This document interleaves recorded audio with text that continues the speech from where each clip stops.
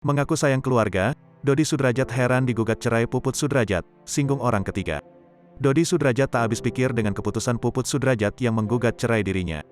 Meski mengaku tegar telah digugat cerai Puput, namun Dodi menegaskan dirinya masih memiliki rasa cinta dan sayang kepada ibunda dari Cika tersebut.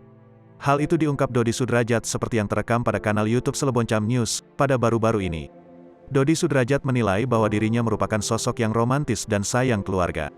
Hal tersebut dibuktikan Dodi Sudrajat dengan tidak menikah selama 12 tahun setelah ditinggal meninggal oleh istrinya, Lucy Maywati.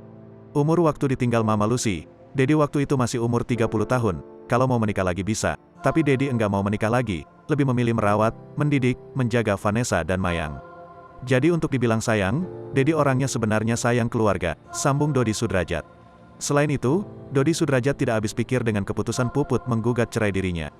Dodi Sudrajat menduga ada pihak yang mempengaruhi Puput. Dedi enggak tahu ya, apa yang membuat punya pemikiran seperti itu.